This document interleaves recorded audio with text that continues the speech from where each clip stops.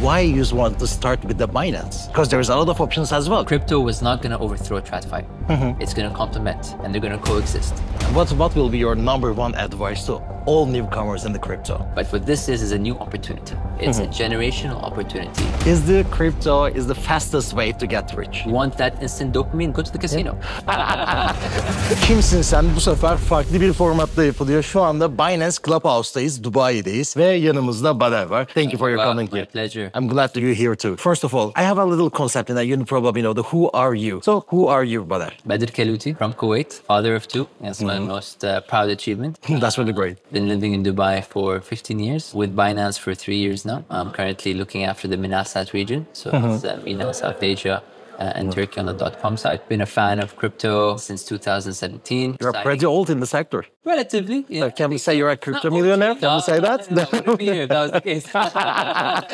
That was the final road. You're right. No, I'm very passionate about kind of watching this industry grow and being a part of Binance, one of the leading ecosystems in Web3, not just the leading exchange, leading ecosystem. Definitely. To help build this industry and push it forward to the next level. So it's been a fantastic journey. Previous to getting into the Web3 space with Binance, I was a serial entrepreneur. Started some tech companies based out of Dubai. And then a long, long time ago, I was an investment banker with Citigroup doing... Oh, you were a banker? Yeah, I was a banker. So yeah, that's, the highlights. That's really great. So according to your speech, I can understand that crypto changed your life, right? Can say so. Absolutely. So what is the best thing that crypto changed your life? I'm not talking about the money in here. You understand me? It's not about money. It's about passion. And I think, one thing that I think makes any founder extremely successful is, having a passion and a mission to believe in that drives you to kind of constantly overcome challenges and kind of, the will to make it work, right? And so I think crypto and Web3 for me gives me that kind of energy and inspiration and motivation to keep kind of like building and pushing and enjoying what I do on a daily basis. And that's a very important part of anyone's life, right? Yeah, definitely. The discipline is perfect. Yeah. Is key to, one of the key ingredients for happiness. And for me, I think, this new chapter in my life with Web3 is super fascinating. It's a lot of ups and downs. A lot. But it gives me that sense of purpose and excitement because I truly believe in what the principles of Web3 and blockchain technology can do for our world today. Yes, definitely. But you said that you're a father of two children. So when you entered the crypto, did your family said something bad about crypto? Because you were in the banker, you were in the tech company, so that's a normal, regular jobs for everybody accept that. But when you just turned into crypto, did you get any bad reviews or how can I say that? Anything bad about that? Absolutely. I heard it from the wife, from my father, from my mother, from my grandfather. All of them are like, what are you doing? What is this thing? Bitcoin. Okay, what is that about? Exactly.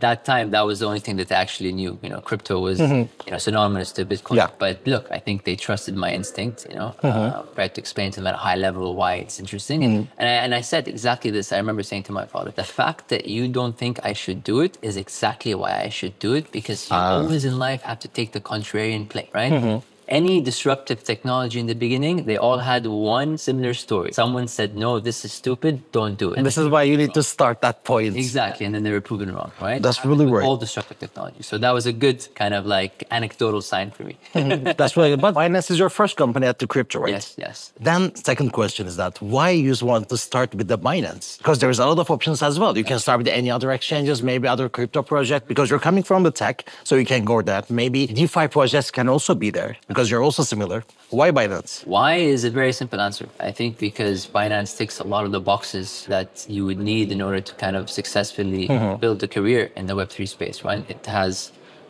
multifaceted parts of its ecosystem, whether it's the exchange, whether it's, looking at the education, because that's crucial to kind of getting this industry to cross that chasm into mainstream adoption. So Binance Academy is critical. So it has a lot of elements to keep you kind of engaged and excited. Besides just being the leading exchange, it's got a lot of other things to offer. So that was very interesting. It's also like one big lab, in my opinion, like that, as an entrepreneur and someone who likes to innovate, using the Binance ecosystem to help come up with ideas and build new products is super fascinating because the distribution is the largest distribution in the world, right? So that's very important for someone who wants to kind of build innovative products. Third is, the founding team and the leadership team. That's critical. Anytime you join a company, you are ultimately buying into the vision and the mission and the, kind of the management of the founders. I time CZ running Binance. So to me, that was a great kind of pull factor for me because he's one of the greatest founders out there. Of course. But then even post his departure, he left behind a strong bench of co-founders and with Richard Teng, our CEO, to continue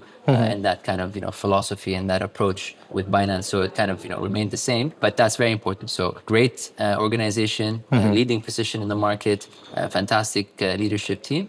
And then I think what was also important at the time is that understanding that they are willing to change and drive the change as a leader in the industry despite all the challenges. Because in order for crypto to thrive, you need to become compliant. It's crystal clear. Yeah, definitely. Crypto was not going to overthrow TradFi. It's going to complement and they're going to coexist. And in order to do that, in order to kind of think long term, you had to find a way to regulate and to pursue regulation. Definitely. So that willingness was a strategic move because that's the long-term success for the industry. And I like that approach that they had an open mind to do that. That you're not coming here for the tomorrow or yesterday. You're coming for the long-term thing. Exactly. That's great. So you learn a lot of things because of the inside of the Binance, I guess, from your superiors, from the C-levels executives in here. Because you are new in the ecosystem, only 3 years, as you said, in the crypto. What is the most important knowledge that you get, actually? That code for the career, for the motivation, maybe it can be everything. Okay. So specifically to Web3, the change, the pace, the velocity of change is so fast. Right? Definitely. That the disruptor can get disrupted like in a blink of an eye. Okay? And so you have to be able to manage that change and be ahead of the curve. So you need to be kind of forward looking. Like, you don't want to skate to where the puck is, you want to skate to where it's going. So you need to always anticipate what's next. What could be the next hot narrative? What is the next use for blockchain technology to disrupt? How do you adapt to new trends in the industry? So having this ability to kind of, I would say, multitask while staying on top of a very fast moving environment is a unique skill set. But when you kind of like learn to kind of hone it, it becomes very, very beneficial to you in anywhere. Yeah, that's your definitely. Now it's your turn to give a good starting point for the newcomers. Okay. What will be your number one advice to all newcomers in the crypto? For me, it's, I'm not going to talk on the investor side. We can talk about that from a builder's perspective. I would say number one, a lot of the things that I see today are that people are coming up with the solution without thinking about what the problem it is they're trying to solve. That's the wrong way of thinking about it. I agree. There are so many problems in the world today where blockchain can make it much more effective and much more efficient. Hundreds of them. Solve for it, right? So start there. Think about a problem. Then you apply blockchain and Web3 principles to solve that problem. The bigger the problem, the better, because you have a larger audience, target market, right? And then, obviously you need to understand that, okay, blockchain does increases efficiency, increases transparency, and democratizes value for all the participants in that network. So that's the value propositions that you're working with. Yeah. You can apply that to all industries. So you have a clean slate where you look at things you want to disrupt. Supply chain, logistics, financial services, education, healthcare. So there's a lot of places to look. But just start with the problem that you're trying to solve and then come up with a solution. They're just starting at the wrong part. They're just creating the solutions first and they're trying to find a problem afterwards. Build sustainable use cases for crypto because the next phase of this cycle, in my opinion, is going to be a flight to quality and a flight to utility. Definitely. I definitely agree with that. So I will just start with a little bit fire chat questions on that. Is the crypto the fastest way to get rich? You tell me. No, I'm not looking at the question. You're getting not your private jet outside? No. Did they tell you? That was a mystery. No, look, I think slow and steady wins the race, okay? People should have a long-term view when it comes to crypto. And the ones who kind of come in to try and make a quick buck will more than likely get burnt. Only a select handful of people, ratio-wise, end up coming into crypto, making a quick buck, and retiring happily ever after. That's the wrong way to think. But it's only about the mental, actually. Normally, they're thinking about the gambling in the crypto. Exactly. This is the problem. They are not looking as investments. You want that instant dopamine? Go to the casino. Yeah. Exactly. Right? There is no difference between roulette and the 100x. Exactly. But what this is a new opportunity. It's a generational opportunity where a secular trend is coming into fruition, where things are going to get transformed. Okay? You have that with the internet. You have that with smartphones. Now you have it with AI and crypto at the same time. Yeah. So it's compounded. That's a massive opportunity. All you have to do is pick the right narratives, pick the quality projects you believe in, and just have a long-term view, and the rest will solve itself. Don't get caught up in the hype. Don't get scared of the volatility. That's part of the process of an asset class maturing, right? So sit back, have a long-term perspective. And I think over the long term, they'll be better off in this. Definitely agree. So I want to ask you a question, but you already give the answer. Trade or hold? Hold always, right? No need for that. Only a few people can beat the market trading, even in equities, right? So Exactly. Just hold. That's the best tried and tested strategy. If it works for Buffett, yeah, exactly. We have a really good public figure on that one. So will ever Bitcoin reach $1 million? What do you think? Look, I don't have a crystal ball, right? Of course. What I can tell you is, today Bitcoin, which is arguably the digital equivalent of gold, is around 10% the market share of what gold is today, around 20 trillion. Okay. Now, in my opinion, I think if you look at the properties of what makes something a safe haven asset, which gold is today, which is basically anti-inflationary store of value, it's scarcity, reliability, right, portability, and divisibility. Okay. Of course. Arguably, Bitcoin does 4 out of those things, or 4 out of these things better. It's more divisible. It can be stored in your pocket. You don't need big banks and big vaults to protect all the gold. It's arguably more scarce than gold. The thing that gold has against Bitcoin is that its stability and its reputation that it's built over 1,000 years. But this is going to change for Bitcoin, right? As more institutional investors come in, it'll be less volatile. As more time passes and more governments start to use Bitcoin for strategic reserves, adding more credibility, that will help Bitcoin kind of catch up to gold in that kind of criteria. Yeah. And then over time, I think, they will both coexist, and you'll have, different strokes for different folks. Younger generation will want to allocate to Bitcoin as opposed to gold when it comes to kind of looking for for hedges against inflation or store of value. So it's very realistic that gold takes, if Bitcoin moves up to 25%, 30%, 35% market share of course, gold is today, and that would give you $1 million. Okay, so it's a crystal clear. I guess we can go there eventually. I'd say Of course. What do you think about the crypto? Is it a life-changing revolution or is it just a hype? I think it definitely is a life-changing revolution, right? I think, let's separate the two. You have crypto, then you have Bitcoin. Okay. Bitcoin and crypto are part of basically the blockchain, the blockchain, and they have the different use cases, right? So for argument's sake, I think the two hero assets of crypto, if you want to include it in the term, that's fine, is Bitcoin as a store of value and then stable coins as a transfer of value. Okay? Yeah. Those two things have proven themselves over the last 2-3 years with amazing traction and powerful use cases.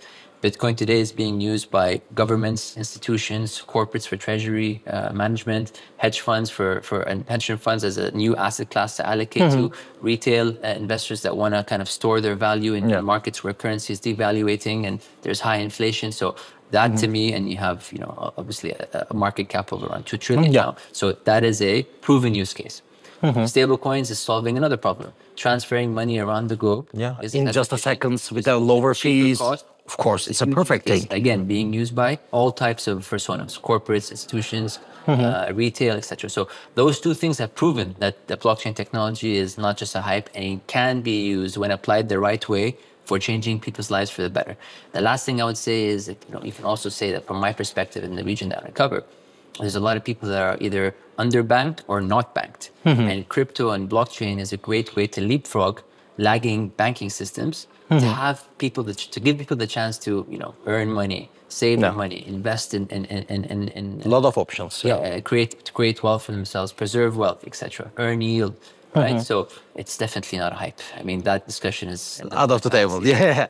Okay, then the governments are a huge problem for the crypto, as you know. So, will crypto kill the governments, or governments will kill the crypto? Neither. What do you think? Neither. Crypto and governments will learn to coexist together for the benefit of everybody. And this whole notion of killing crypto, I think Operation Choke Point proved that it's not the right thing to do objectively, and it doesn't work. Right? People have spoken, and people want to use blockchain technology to better lives, right? I think what we're seeing today is that we're understanding that they're not mutually exclusive, right? Yeah. They can actually, find ways to coexist, and that's why we have regulations, is to set this a is why. playbook of how crypto and traditional systems can work together for the better and utilize the benefits that crypto and blockchain bring to solve issues that we have with legacy systems and structures. That's really, you're really believing the ecosystem, actually. So if you're not in the crypto right now, how much will you regret in the 2025?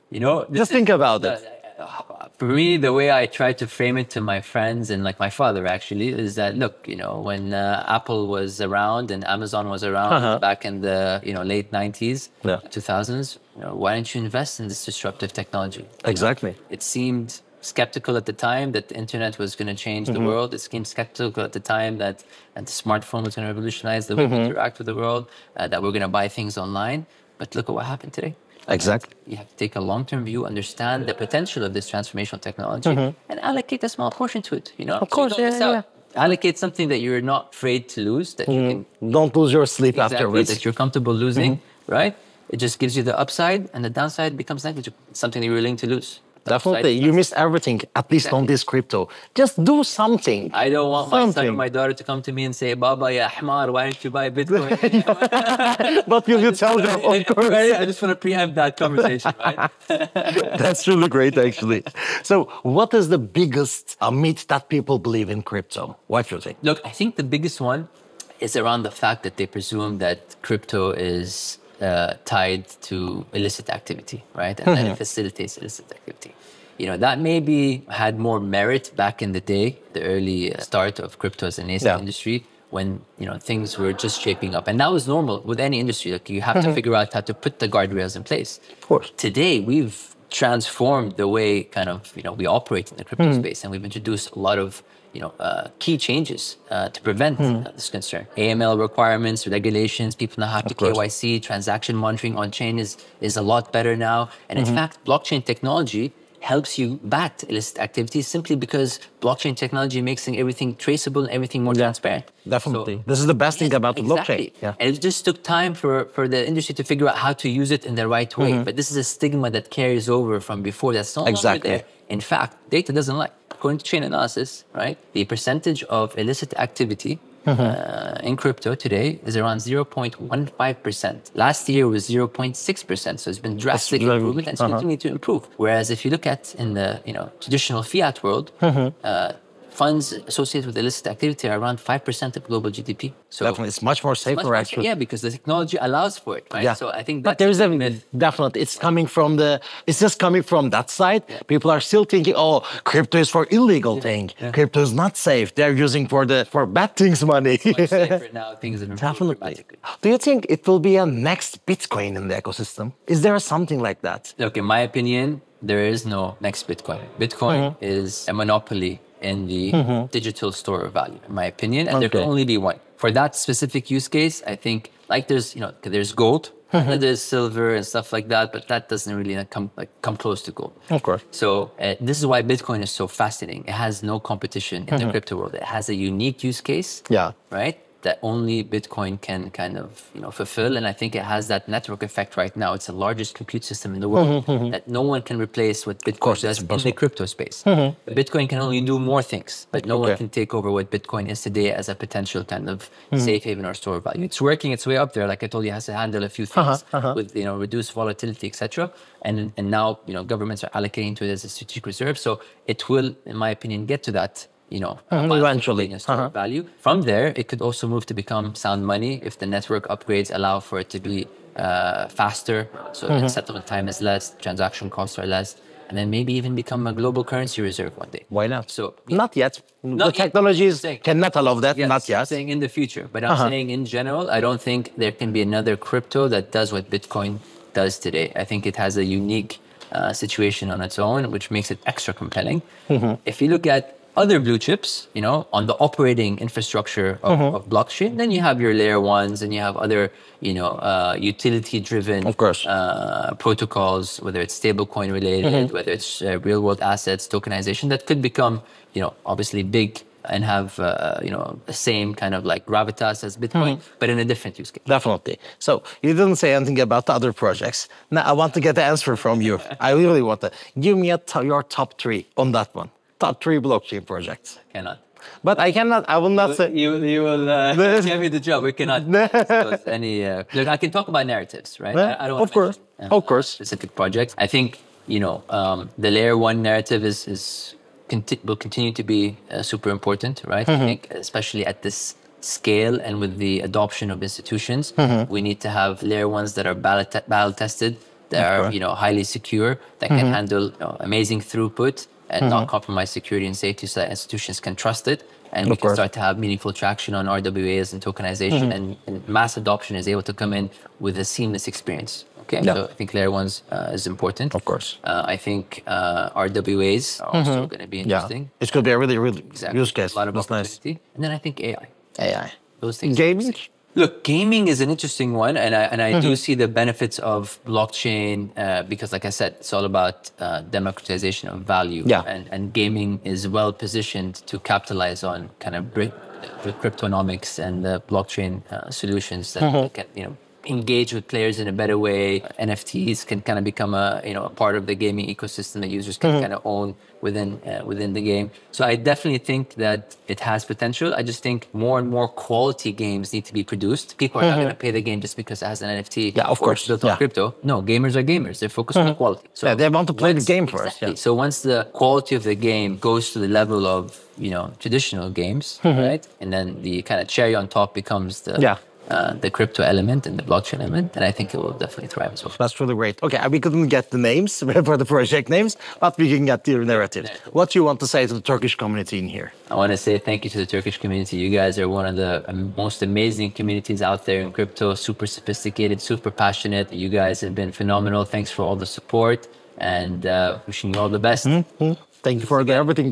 Thank you. Yes, that was really great. Thank you.